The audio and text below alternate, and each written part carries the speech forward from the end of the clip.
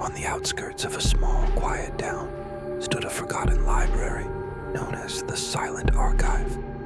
Once a place of learning and wonder, the library now sat in decay, its grand entrance covered in ivy and its windows shattered. But something darker than time had taken root in its halls. Whispers of strange sounds, shadowy figures, and a deadly curse were enough to keep most people away. For those brave or foolish enough to enter, the library became a place they never truly left. The legend of the Silent Archive began in the 1930s, with the chilling death of its head librarian, Safia Mirza.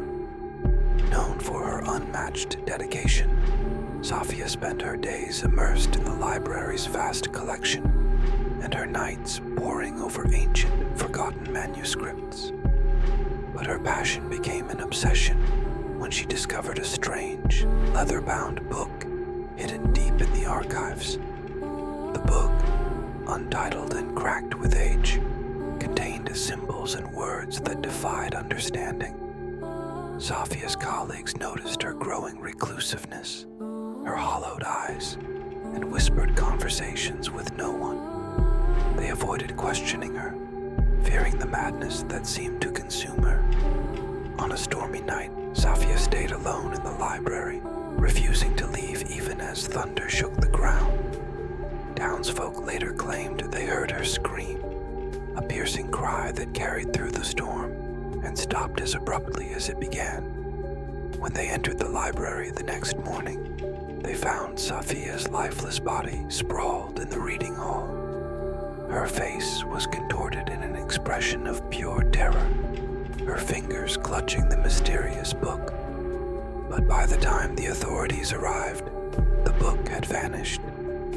No one knew what had claimed her, but the chilling air that now filled the library was undeniable. After Safia's death, the library's once welcoming atmosphere turned sinister. Visitors spoke of an oppressive energy, a feeling of being watched by unseen eyes.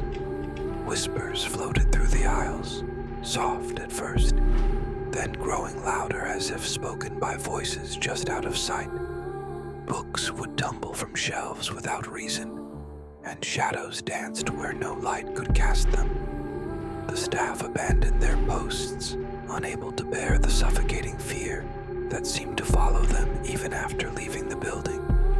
The sightings of Safia's ghost began shortly after. She appeared as a pale, ghastly figure in her librarian's uniform, her sunken eyes brimming with sorrow and fury. Witnesses described her emerging from the shadows, watching them with a penetrating gaze before vanishing into the darkness. Her presence brought an unnatural cold, so piercing that it felt as though the warmth of life itself was being drained away. In the 1940s, a daring journalist named Hamid Khan decided to investigate the Silent Archive. Known for his skepticism and bravery, Hamid dismissed the stories as superstitious nonsense and vowed to spend a night within the cursed walls. Armed with a camera and a notebook, he entered the library as dusk fell. What happened that night would never fully be known. The next morning, Hamid's notes were discovered scattered across the library floor. They spoke of a suffocating darkness that seemed to pulse like a heartbeat. He described the whispers growing louder, forming words that spoke his name. At midnight, Hamid wrote of a figure, a woman with hollow eyes and a twisted, unrecognizable face, who emerged from the shadows. Her mouth opened in a soundless scream, and she reached for him with bony, claw-like hands. Hamid's final entry ended abruptly with the words, "It's not just her. They're everywhere." Hamid was never seen again. Some believe he was claimed by the spirits that haunted the library. Others think the cursed book, the same one Safia held, had marked him. Whatever the truth, his disappearance cemented the library's reputation as a place of unspeakable horror. By the 1970s, the library was officially sealed, its windows boarded, and doors chained. Yet, the stories persisted. Paranormal investigators and thrill seekers who managed to sneak inside described chilling encounters. Some spoke of books flying off shelves, voices crying for help, or laughter that echoed from nowhere. Others claimed to see shadows stretching unnaturally along the walls, shapes that flickered like flames and seemed to follow them. All reported the same feeling of an unseen force, growing more malevolent the longer they stayed. Rumors began to circulate that the library's curse extended far beyond Sofia. Old records revealed that the library was built on land that had once been a graveyard. During construction, workers had unearthed human remains and ancient relics, only to discard them without care. The spirits of the disturbed dead, it was said, now roamed the library, their wrath growing with each passing year. Today, the silent archive stands as a decaying monument to its horrific past.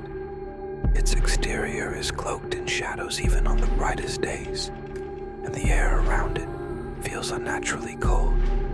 The brave souls who venture inside speak of Safia's ghost wandering the aisles, her face a mask of anguish. Others recount hearing pages turning in the dead silence, or feeling invisible hands brushing against their skin. Some claim to hear faint screams, as though the library itself were crying out in torment.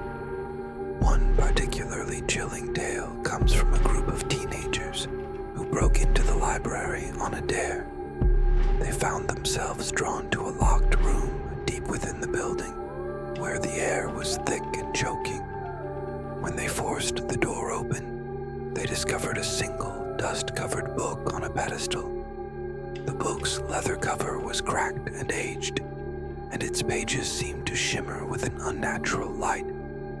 Before they could touch it, a deafening scream erupted, and the shadows around them came alive. The teenagers fled, but one of them was later found wandering the streets, muttering incoherently about the Watchers in the dark. Despite its terrifying reputation, the silent archive continues to attract adventurers, skeptics, and thrill seekers. Some come searching for proof of the supernatural, while others are drawn by the allure of forbidden knowledge.